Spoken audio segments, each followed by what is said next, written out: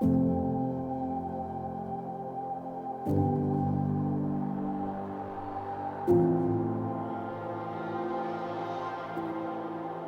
guys, it's your boys Pete and Dave here. We're going to be doing our weekly update on the real estate market and interest rates.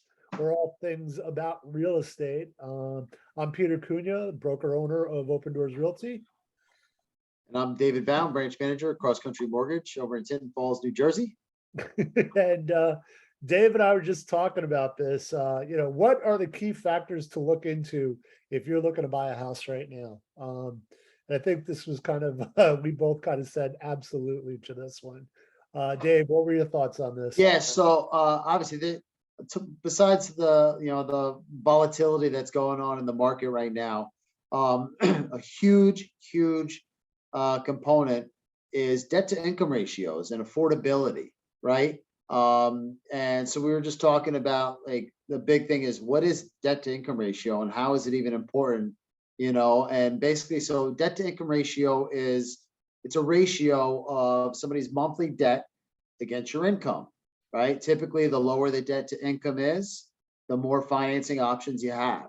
So what is that really comprised of? So you have a monthly housing payment, which is your principal, interest, your taxes, your home insurance, possibly mortgage insurance, and maybe some HOA dues if you're buying a condominium into a condo complex or a PUD complex. And then you also have what else is in your credit report, your monthly recurring debts, student loan payments, car payments, credit card payments, etc. So all of that combined, your housing and your monthly expenses, that's your debt to income ratio. And underwriters, they like to typically see that being a certain percentage of your gross income. And that's how they really factor in what people's max purchase power is. A lot of times everyone comes to me and say, Dave, what's my max availability? Well, it's not just also finding out what your max qualifications are, but it's really finding out what people's comfort levels are within a budget, to really determine what they really can afford. They don't really factor in taxes coming out of somebody's paycheck. They don't factor in savings or somebody's entertainment expenses or grocery bills or gas and electric bills and things like that. When they're that's outside of debt to income ratio. Somebody has to factor all that in from a budget, so they can actually live and afford and save. So they really have to think about all that. But from an underwriter's perspective, it's really, what are the ratios based on their income, based on their housing expense, based on the liabilities that are in the credit report, and we kind of factor in how much a month somebody's able to actually afford. And Dave, one thing, just kind of, I know we're getting a little technical here. Yeah. For somebody that's a first-time home buyer, they Sure. just want to buy a house, etc. Yeah. So let's hypothetically, let's put some scenarios out there. Yeah. I make $5,000 a month net, right? That would put me kind of in the $75,000 a year bracket, which is, kind of par for here in Monmouth and Ocean County. Sure. What are we looking at from a debt to income ratio? So my monthly take home is $5,000 a month. Sure. So let's say if that's your take home, and let's just say your gross, you said 75, right? So if it's 75,000 minus, call it 15,000 if you just said for taxes, so you got around 60,000 net, which is $5 a month, right? Right. An underwriter is going to look at the gross income. But let's just say if you take 75,000, he's got my trusty calculator, right? 75,000 divided by 12, right? So that's 6,250. So $6,250 a month before taxes, right? Sure. So for me as a lender perspective, and I have to think like an underwriter. So national average, let's just say if it's housing expense and the bills in your credit report, I like to think if we take 45% of that number, right? 45% of that number 6250 means all the bills in your credit report and your full mortgage payment have to be less than $2,812.50. Now that would be if it's a conventional mortgage. If someone's trying to do, say, like an FHA loan, they may allow you to qualify for a little more money. However, this is just a good rough, estimate for us to go off of. So if someone that makes $75,000 has a car payment, has student loan debt, has credit card debt, let's just say they have, $700 a month in car payment and, credit card bills, whatever. So that would mean they can roughly afford about a $2,100 mortgage payment. All So, that's taxes, insurance, principal and interest, and all of that stuff.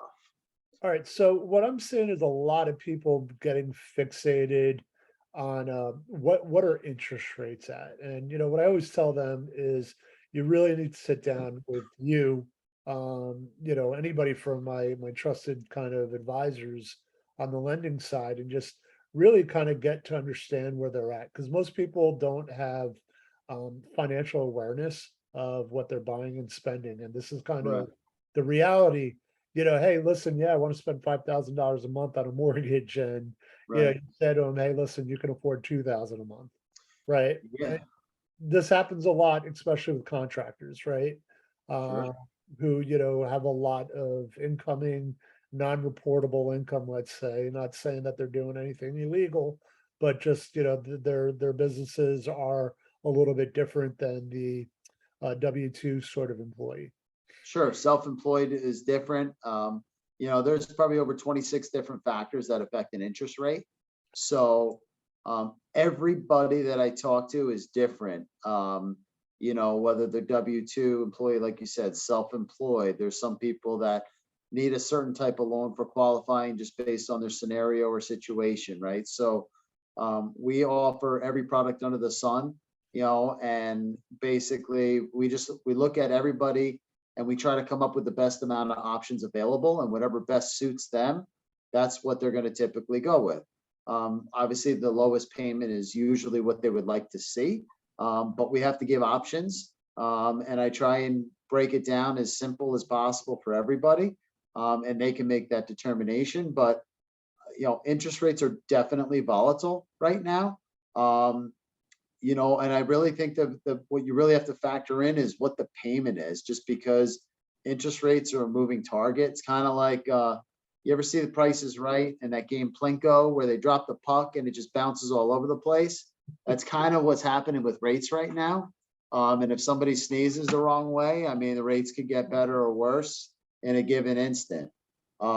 So yes, temporarily, at least for right now, we're still, combating inflation and doing things. So rates are up. They're still, over the last 80 plus years, they're still really, really good.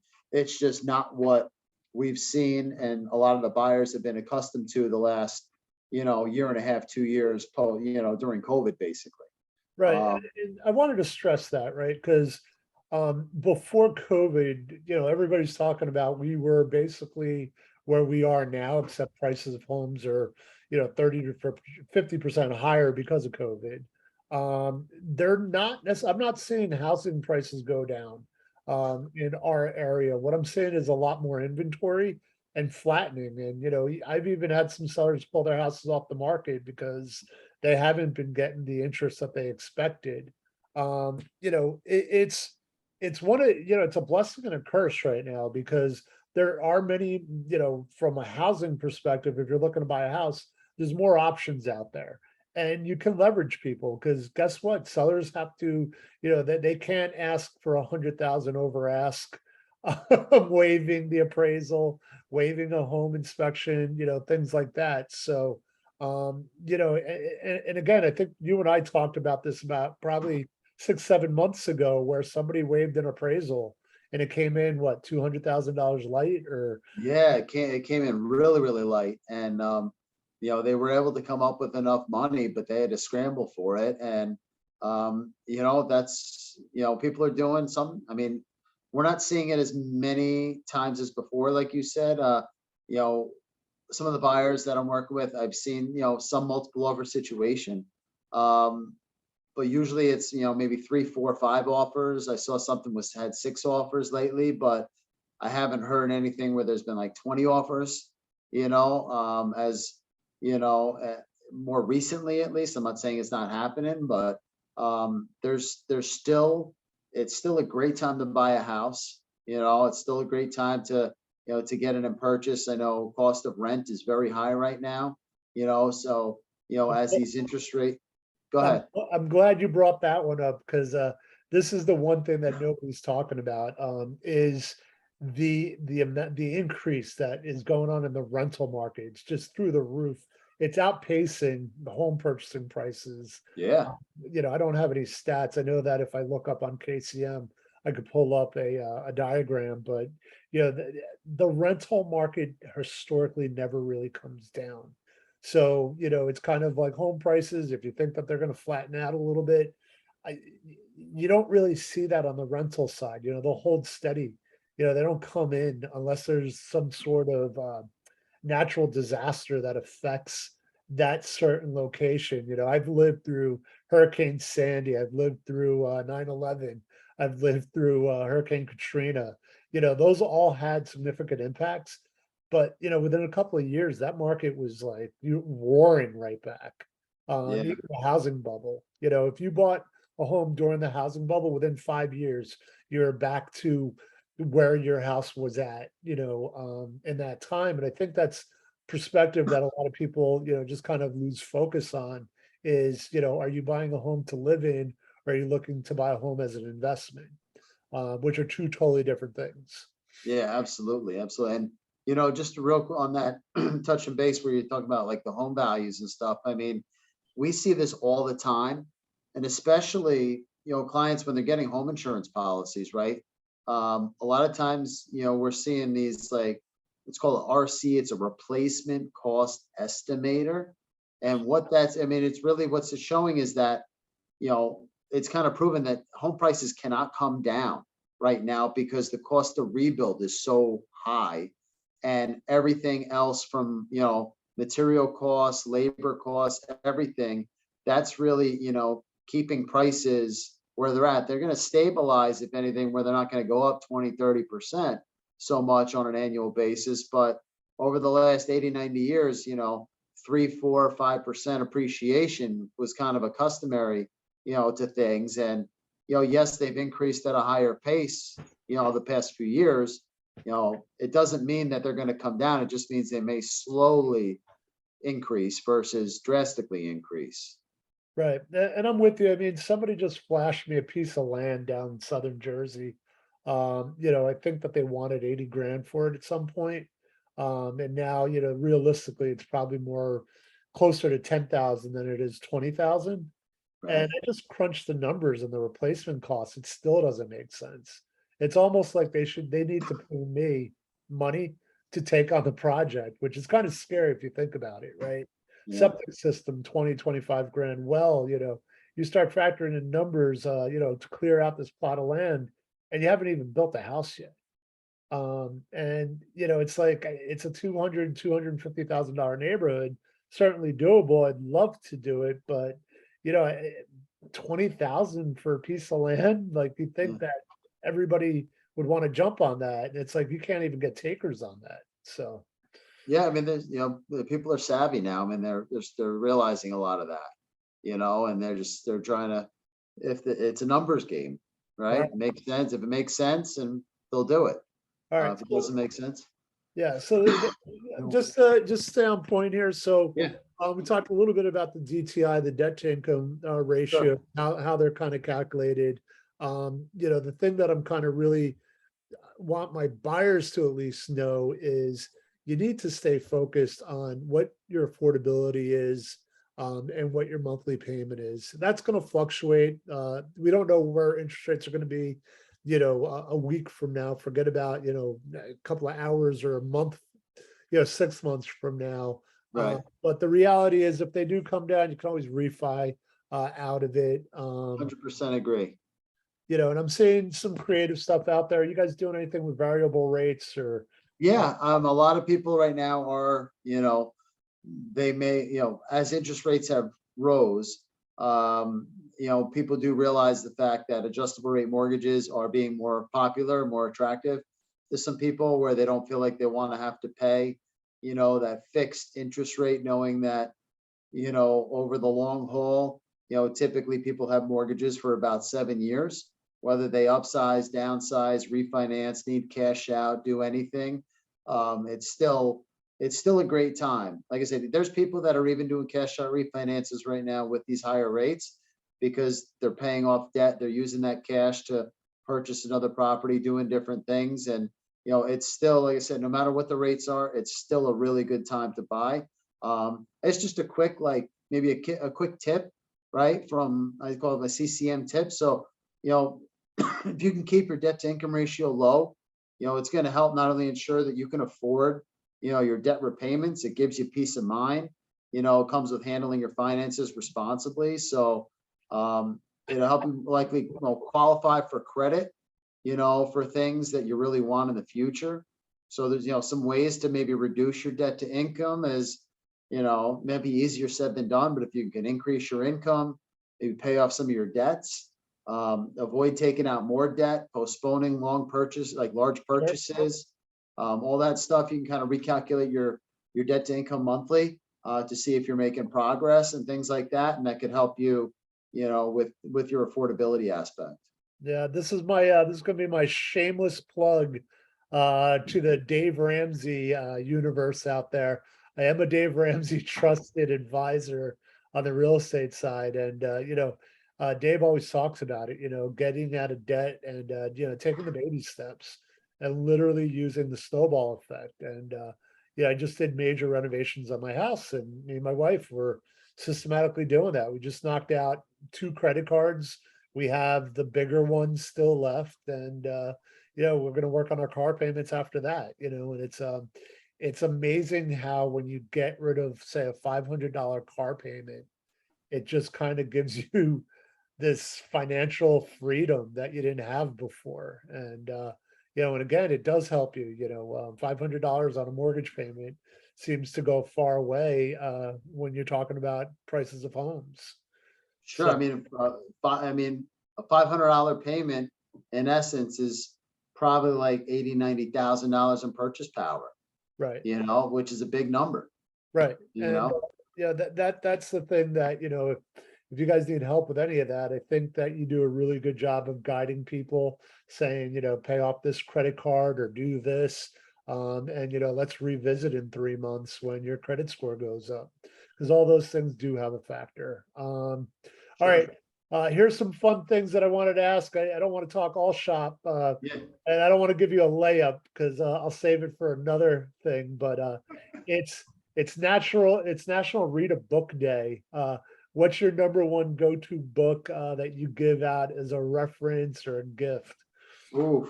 There's a lot of good ones. I like Rich Dad Poor Dad's a good one. I like, Don't Sweat the That guy, Small. did that guy turn out to be a scam? Or Yeah. No, even hang on, I'm trying to think. Like, so me, obviously I'm a golfer guy, so I read a lot of like golf books and stuff, but there's just like the Secret, great book. Yep. I'm a huge believer in don't sweat in the small stuff, you know. That you was know, given to me as a gift a long time ago, and I love that book. I think yeah, one of the favorite things that I learned from there is when somebody calls to complain or bitch about something, just tell them that we'll call them back.